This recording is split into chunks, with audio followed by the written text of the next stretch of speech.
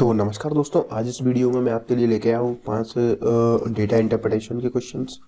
ठीक है, और कुछ हाइट एंड डिस्टेंस के क्वेश्चंस। ठीक है, तो हाइट एंड डिस्टेंस टॉपिक हमारा टिग्नोमेट्री से रिलेटेड है। ये हम टिग्नोमेट्री के बाद पढ़ते हैं, तो ये टिग्नोमेट्री से रिलेटेड है। और डेटा इंटरप्रिटेशन के भी क्वेश्चंस, डीआई जिसे हम बोलते हैं, ये भी प्रश्न आपको एग्जाम्स में अक्सर पूछे जाते हैं। तो इनके कुछ बेसिक क्वेश्चंस के साथ साथ मैं इसके जो भी रिलेटेड कॉन्सेप्ट्स रहेंगे, थ्योरी रहेगी, वो भी मैं आपको बता दूंगा। ठीक है, तो हम शुरू करते हैं अपना वीडियो और देखते हैं अपना सबसे पहला डीआई का जो भी लॉजिक जो भी यूज होने हैं वो, और साथ ही साथ किस तरह से हमें इनको एग्जामिनेशंस में सॉल्व करना होता है। ठीक है दोस्त, तो शुरू करते हैं अपना वीडियो और देखते हैं अपना पहला क्वेश्चन। तो देखिए दोस्त, अभी इस क्वेश्चन में क्या बोला गया है। इस क्वेश्चन में बोला गया है कि टेबल को केयरफुली आप पढ़िए और आंसर दीजिए क्वेश्चंस के जो भी नीचे दिए हुए हैं। टेबल में हमें क्या दिया है कि ईयरली प्रोडक्शन दिया है। किस में दिया है? थाउजेंड्स में। किसका? स्कूटर्स का। और डिफरेंट फैक्ट्रीज में जो भी स्कूटर्स बनाए जाते हैं उनका ईयरली प्रोडक्शन हमें दिया हुआ है। ठीक है, तो ये हमारी यहाँ पर फैक्ट्रीज है और ये हमारा ईयर है।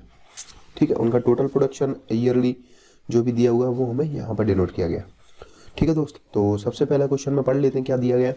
क्वेश्चन में बोला गया है कि किस वर्ष सभी कारखानों के स्कूटरों का उत्पादन 1985 से लेकर 89 के दौरान उत्पादित स्कूटरों की वार्षिक औसत संख्या के बराबर था। यानी कि हमें बताना है कि 1985 से 1989 के बीच में 1985 से लेकर 1989 तक जो भी स्कूटर प्रोड्यूस किए गए, जो भी स्कूटर बनाए गए, उनका एवरेज, जो भी एवरेज निकाला गया एंड उस एवरेज के बराबर किस ईयर में टोटल प्रोडक्शन किया गया है। तो ये हमें कैलकुलेट करना है। तो सर हम जानते हैं कि एवरेज निकालने के लिए हमें क्या करना पड़ेगा, सबसे पहले सभी का सम करना पड़ेगा। जो टोटल प्रोडक्शन है ये, इसका सम करना पड़ेगा और नंबर ऑफ ईयर्स से डिवाइड करना पड़ेगा। ठीक है, क्योंकि ऑब्जर्वेशंस कितने साल की है? 1 2 3 4 5 साल की। तो ठीक है, हम इसका एवरेज निकाल लेते हैं पहले। तो देखिए दोस्त, एवरेज क्या होगा, हम इसका सम कर लेते हैं। 1 और 2 3 हो जाएंगे, 9 3 12 हो जाएगा, 12 8 20 और 5 25।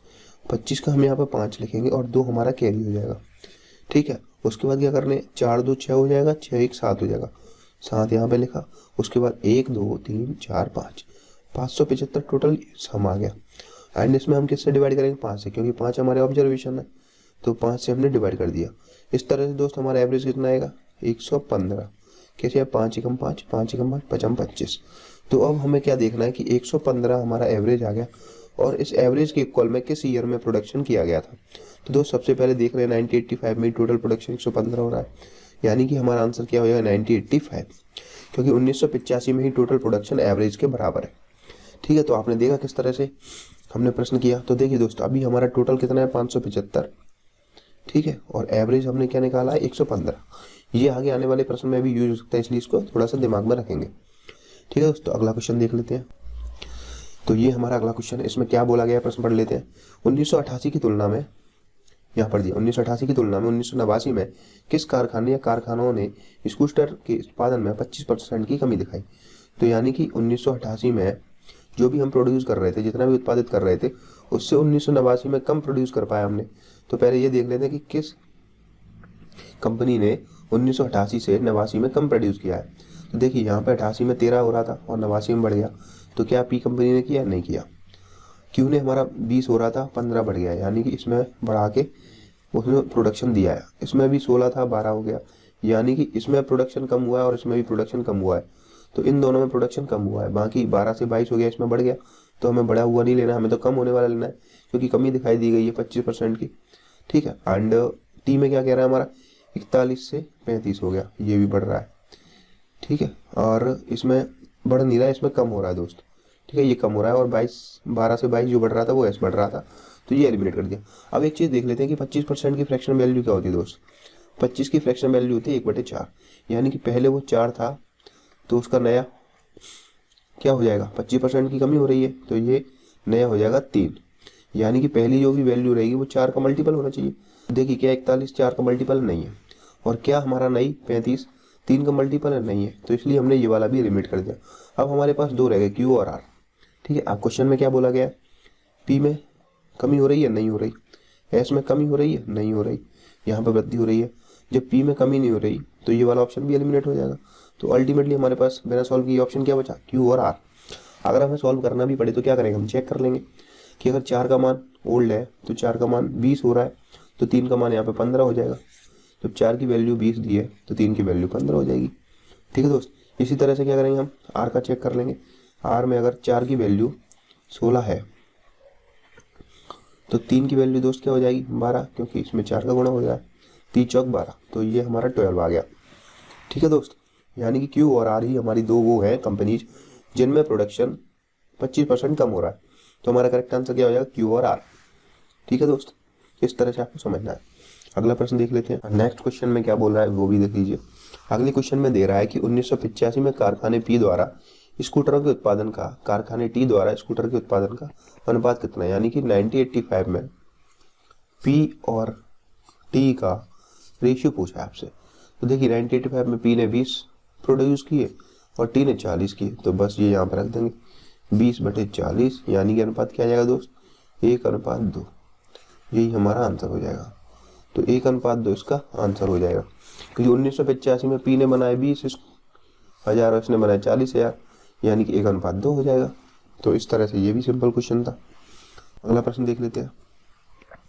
अब इसमें पूछा गया कि किस वर्ष में स्कूटरों का कुल उत्पादन सबसे अधिक था। ठीक है, अधिकतम का मतलब है सबसे अधिक। तो देख लेते हैं सबसे अधिक देखो कहाँ है, 115, यहाँ पे 118, यहाँ पे 149, यहाँ पे 102, 101, यही सबसे अधिक उत्पादन 149 है। और किस वर्ष में वो 1987 में। तो 1987 में उसने सबसे ज़्यादा प्रोड्यूस किया और वही हमारा आंसर हो जाएगा। ठीक है दोस्त, तो गाइज ऐसे ही हमारा सिंपल तरीके से डीआई जब आ जाता है तो उसको एक बार समझना होता है आपको, उसके बाद वो आसानी से बन जाती है। अगला क्वेश्चन देख लेते हैं क्या बोला है अगले क्वेश्चन में। अगले प्रश्न में बोला गया है कि 1985 से लेके 89 के दौरान किस वर्ष में सभी कारखानों के स्कूटरों का कुल उत्पादन का 20% था। यानी कि 1985 में और 1989 के बीच में ये बताना है आपको कि किस वर्ष कुल उत्पादन का 20% था। तो कुल उत्पादन पहले तो हमें पता होना चाहिए, टोटल उत्पादन था 575 एंड हमें क्या लेना है इसका 20%, यानी कि 20% की वैल्यू क्या होती है 1/4। अगर मान लीजिए 1/5 होती है 20% की वैल्यू, यहाँ पे 1/5। ठीक है ना, हमें प्रश्न में क्या दिया है कि 20% होता है, यानी कि अगर 5 की वैल्यू हमें दी है कुल 575, तो 1 की वैल्यू आपको निकालनी। तो दोस्त 1 की वैल्यू हो जाएगी 115। ठीक है ना, अब ये बताना है कि इसके बराबर कौन से ईयर में हो रहा है, यानी 115 के बराबर किस ईयर हो रहा है। तो ये क्लियरली दिख रहा है दोस्त 1985 में ही तो 115 के बराबर प्रोडक्शन हो रहा है। तो हमारा आंसर क्या हो जाएगा 1985। समझ में आई आपको बात। यानी कि इसमें ये बोला था कि 20% निकालना है हमें टोटल का।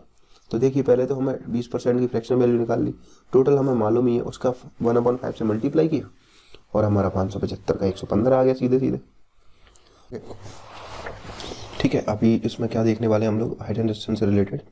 ठीक है, तो हाइट एंड डिस्टेंस ये ट्रिग्नोमेट्री का कॉन्सेप्ट है जिसमें हमें क्या दिया रहता है और क्या हमें निकालना होता है। एक कोई एलिमेंट दिया रहेगा और दूसरी हमसे पूछ लिया जाएगा। ठीक है, तो इसमें कुछ कॉन्सेप्ट हैं तो वो मैं समझा देता हूँ आपको।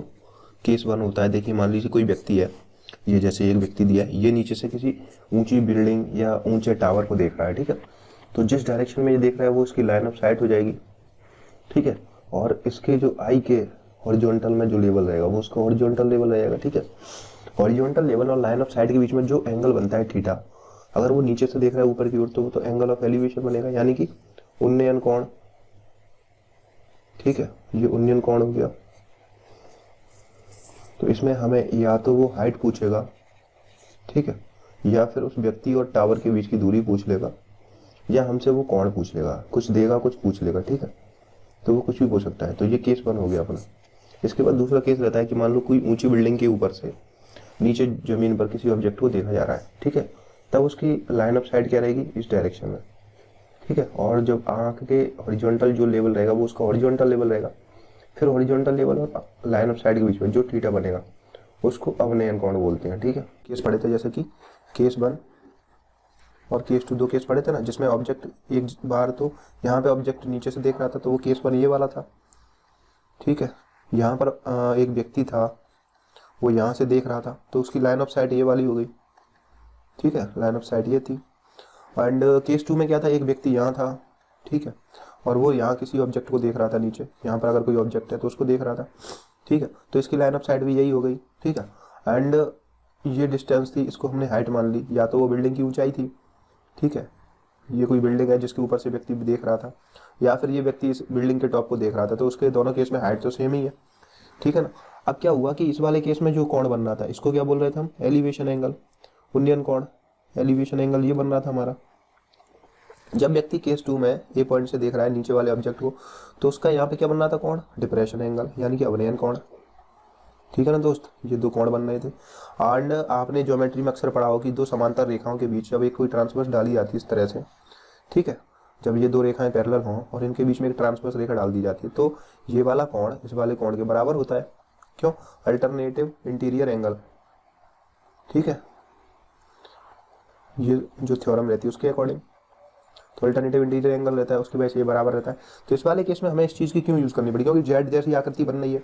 तो हम क्या चाहते हैं कि जब हमें कोई भी प्रश्न में दिया जाए केस 2 में, कि मान लीजिए इस बिल्डिंग के टॉप से एक व्यक्ति देख रहा है और नीचे रखे किसी ऑब्जेक्ट को देख रहा है, तो क्या रहेगा, लाइन ऑफ साइट सेम रहेगी, तब हमें प्रश्न में ये डिप्रेशन एंगल दिया रहेगा। तो अब इस वाले एंगल को हम ऊपर से मेजर करेंगे, हाइट तो यहाँ पर भी सेम है, हाइट यहाँ पर भी सेम है, तो हम इस एंगल को डायरेक्टली एलिवेशन एंगल की जगह पर मार्क कर देंगे और अपना सारा कैलकुलेशन कर लेंगे। जैसे मान लीजिए हाइट दिया है तो हाइट निकाल लेंगे, और ये पूछा है तो ए निकाल लेंगे, उल्टा नहीं करना पड़ेगा डायग्राम। तो हमें इससे क्या सहूलियत रहेगी कि वो एंगल ऊपर दिया है, हमें दिया रहेगा, उसको हम डायरेक्टली नीचे रिप्लेस कर देंगे और सारी कैलकुलेशन हम ऐसे सिंपली इस तरह का राइट एंगल ट्रायंगल बना के कर लेंगे। चाहे फिर व्यक्ति यहाँ से देख रहा हो या व्यक्ति यहाँ से देख रहा हो, एंगल हम यहीं पे मानेंगे, ठीक है। इसको देख रहा है तो इसकी ऊंचाई, या फिर यहाँ से इसको देख रहा है तो इसकी जो भी डिस्टेंस है वो कैलकुलेट कर लेंगे, ठीक है। तो ये चीज़ थी जो मैं बताना चाह रहा था, ठीक है। बाकी अपन कंटिन्यू करते हैं जो जैसे चल रहा था वैसे, ठीक है। अब हम क्या देखेंगे कि ट्रिग्नोमेट्री टेबल है, इसमें कुछ फंक्शंस हैं, उनकी वैल्यूज और कैसे उनको निकालते हैं, ठीक है। तो हमने जो स्कूलिंग में अपने टाइम पर पढ़ाई किया, तो उस टाइम पे हमें एक फॉर्मूला याद किया जाता है, परपेंडिकुलर बेस पर, और यहाँ पे हाइपोटेन्यूस हाइपोटेन्यूस और बेस, या फिर बोले पाकिस्तान भूखा प्यासा, हिंदुस्तान हरा भरा, या बोल सकते हैं पंडित बद्री प्रसाद हर हर बोले, ठीक है। यहाँ पर पी से क्या मतलब दोस्त, एक राइट एंगल ट्रायंगल, एक समकोण त्रिभुज है, ठीक है, ये समकोण त्रिभुज हो गया, ये इसका थीटा एक एंगल हो गया। तो पी मतलब परपेंडिकुलर, ठीक है, बी मतलब बेस, और एच मतलब हाइपोटेन्यूस। इसको बोलते हैं कर्ण, इसको बोलते हैं दोस्त आधार, और इसको बोलते हैं दोस्त लंब, ठीक है। ये चीजें दी है। हमसे अगर पूछा जाता है कि साइन थीटा की वैल्यू बताइए दोस्त, तो साइन थीटा की वैल्यू क्या होती है, सबसे पहली होती है परपेंडिकुलर अपॉन हाइपोटेन्यूस। तो ये क्या लिख देंगे हम, परपेंडिकुलर अपॉन हाइपोटेन्यूस, ठीक है। दूसरी पूछता है वो हमसे कॉस थीटा की वैल्यू, तो कॉस थीटा की वैल्यू क्या होती है, बेस अपॉन हाइपोटेन्यूस, तो बेस बटे हाइपोटेन्यूस। फिर उसने अगर पूछ लिया हमसे टेन थीटा की वैल्यू, तो वो क्या होती है, परपेंडिकुलर अपॉन बेस, तो ये होगी परपेंडिकुलर अपॉन बेस। अब हम जानते हैं कि दोस्त साइन थीटा का रेसिप्रोकल या व्युत्क्रम क्या होता है, कोसेक थीटा, तो इसकी वैल्यू भी पलट जाएगी, hypotenuse upon perpendicular. Cos theta का व्युत्क्रम या उल्टा क्या होता है, सेक थीटा, तो सेक थीटा इसकी वैल्यू भी पलट आएंगी, एच अपॉन बी हो जाएगा। इसी तरह से टेन थीटा का उल्टा या व्युत्क्रम क्या होता है, कॉट थीटा, और उसकी वैल्यू क्या हो जाएगी, बेस अपॉन परपेंडिकुलर, ठीक है। इस तरह से हमारे 6 ट्रिग्नोमेट्री के फंक्शंस होते हैं, और इनको एक ट्रायंगल में कैसे निकाला जाता है वो हमने समझ लिया, ठीक है। आगे चल के देखते हैं, थोड़े से और टाइप के भी क्वेश्चन आते हैं इसमें। जैसे मान लीजिए एक ऊंची बिल्डिंग है, यहाँ से कोई व्यक्ति किसी व्यक्ति को देख रहा है, जब वो एक पहली बार देख रहा था वो एक्स बिंदु पे था, उसने जब थोड़ी देर बाद देखा तो वो वाई बिंदु पे पहुंच गया। इसके बीच में उसने कुछ दूरी तय की, वो एक्स मान लीजिए, तो वो आपसे या तो एक्स पूछ लेगा, ठीक है, वो दोनों कोण देगा आपको, उन्नयन कोण अवनयन कोण, जिस क्वेश्चन में जैसे भी यूज होना है वैसे यूज कर लेंगे। अब इसमें क्या आ रहा है, एंगल ऑफ डिप्रेशन का यूज हो रहा है, ठीक है, तो डिप्रेशन का यूज हो रहा है। इसमें दो एंगल हैं, तो दोनों एंगल में अलग अलग हम इसकी वैल्यूज कैलकुलेट करेंगे। एक्चुअली जब ये दो लाइन है, ठीक है, ये पैरेलल लाइन्स हैं जिस तरह से, तो ये 45 का जो एंगल है ना, ये वाला 45 डिग्री का एंगल यहाँ पे बिल्ड हो जाएगा, क्योंकि ये दो पैरेलल लाइन्स हैं और इनके बीच में ये एक ट्रांसवर्स का काम कर रही है, यानी, ठीक है। तो ये कोण 45 का है, तो ये कोण भी 45 का हो जाएगा। इसी तरह से ये कोण 60 डिग्री का है, तो इसी तरह से इसके ये वाला कोण भी 60 डिग्री का हो जाएगा। फिर हमें इस ट्रायंगल में या तो इस बिल्डिंग की ऊंचाई दी होगी और यहाँ से यहाँ तक कुछ दूरी दे रखी होगी, और हमसे पूछा गया होगा कि एक्स, वाई या एच में से किसी एक का मान बता दीजिए। 2 एलिमेंट वो देगा, तीसरे का मान पूछ लेगा। तो ये वाला केस क्या था कि व्यक्ति कुछ समय पहले यहाँ था, चलते चलते वो फिर वाई पे पहुंच गया। इसी तरह से एक व्यक्ति जब नीचे से देख रहा होगा, जब वो व्यक्ति नीचे से देख रहा होगा तो एरोप्लेन की लोकेशन भी पॉइंट पर रही होगी, तब जो कोण बनेगा वो उसने दिया होगा। उसके बाद कुछ समय बाद वो थोड़ी दूरी तय करने के बाद पॉइंट सी पर पहुंच गया, तब उसका दूसरा कोण बनेगा। ठीक है, और इस केस में उसने आपको या तो जमीन से आसमान तक की एरोप्लेन की ऊंचाई दी होगी, फिर उसने दोनों पॉइंटों के बीच की दूरी भी दे रखी होगी, और आपसे पूछा होगा या तो एक्स बता दीजिए या वाई बता दीजिए या एच बता दीजिए, कुछ भी पूछ सकता है। वो आपको एक अननोन देगा, बाकी रिमेनिंग चीज़ों को वो नोन कर देगा, जिससे आप आसानी से रिलेशन बिठा के हल कर सकते हैं। ठीक है, इस वाले केस में क्या है, उन्नयन कोण है या इसको एलिवेशन एंगल भी बोल सकते हैं। ठीक है ना दोस्त, चलिए आगे देखते हैं हम इन पर बेस्ड कुछ क्वेश्चंस। तो सबसे पहला क्वेश्चन हमारा कि 12 मीटर की एक लंबी लकड़ी है, ठीक है, जो एक 8 सेंटीमीटर क्या बनाती है, छाया। ठीक है, तो दोस्तों छाया बना देगी, इसको थीटा मान लिया। अब ये छाया कैसे बनेगी, एक ऑब्जेक्ट सन है ना, जो अपनी रोशनी से इस पर रोशनी डालेगा, इसके पीछे उसकी छाया बन जाएगी।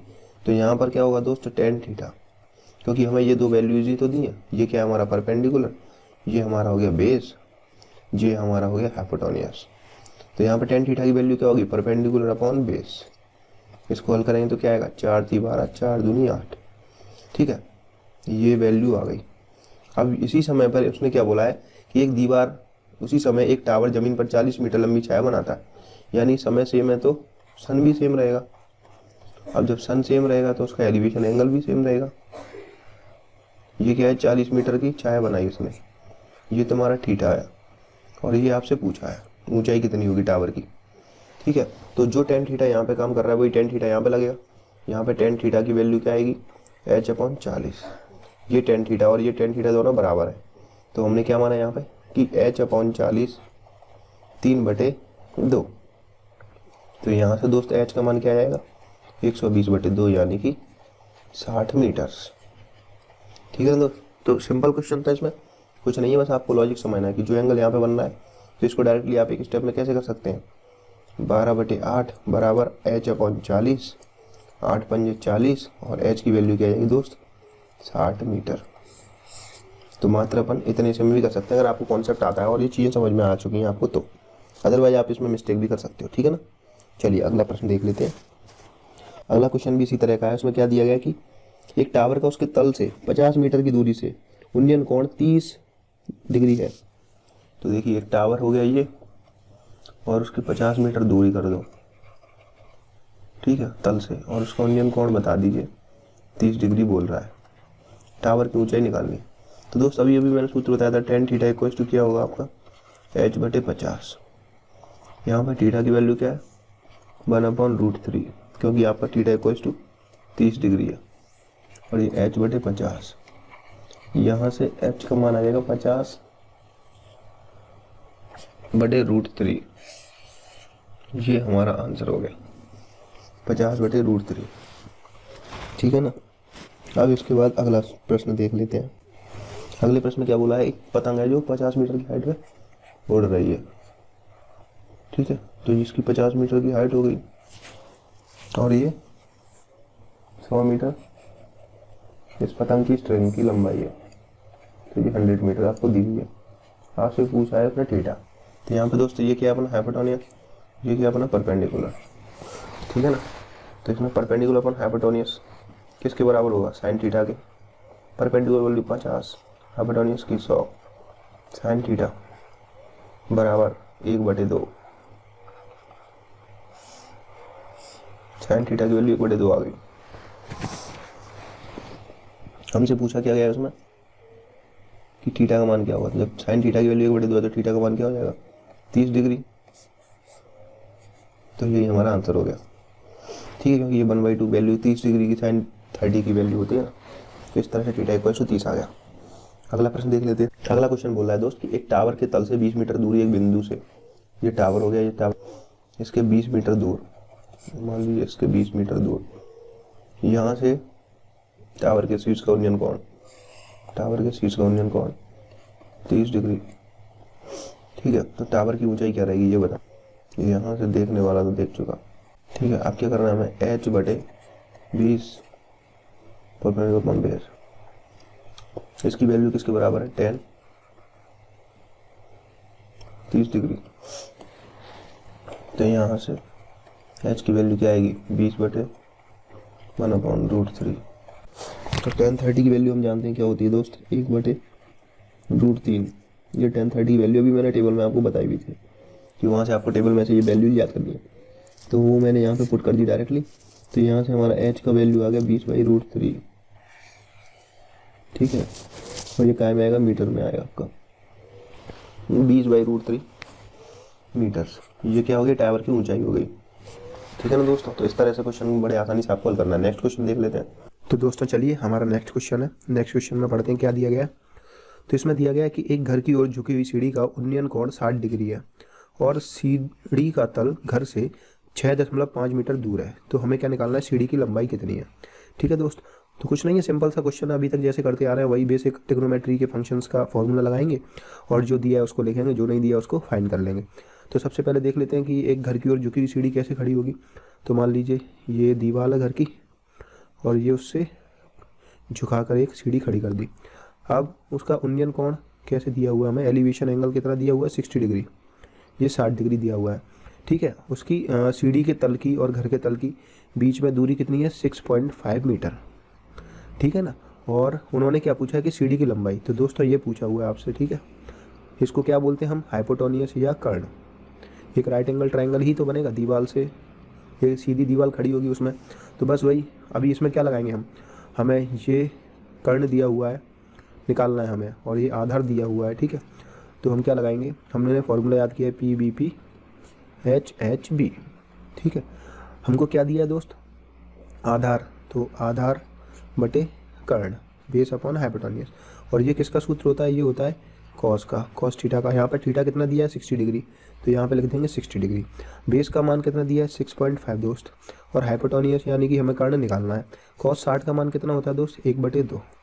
यहाँ से एच को इधर ले जाएंगे, कैंची गुणा करने पे हमें क्या मिलेगा 6.5 गुणा 2, ये 2 इधर आ जाएगा और ये इधर चला जाएगा, ठीक है।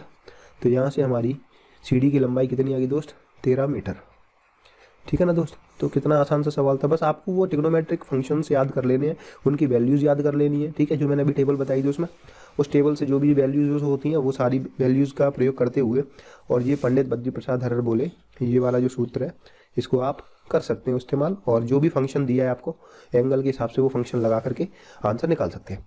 तो इसी के साथ ये हमारा आखिरी क्वेश्चन था दोस्तों। अगर आपको इस वीडियो में कुछ भी इन्फॉर्मेटिव लगा हो तो आप इस वीडियो को अपने दोस्तों के साथ शेयर कीजिए दोस्तों, ठीक है। और यहाँ तक के देखने के लिए आपका बहुत बहुत धन्यवाद। एंड अगर आप चैनल पर नए हैं तो चैनल को सब्सक्राइब करें और बेल आइकन को प्रेस करें, जिससे कि इसी तरह के वीडियोज़ आपको नोटिफिकेशन में मिलते रहें। मिलते हैं अगले वीडियो में, तब तक के लिए जय हिंद, बाय बाय।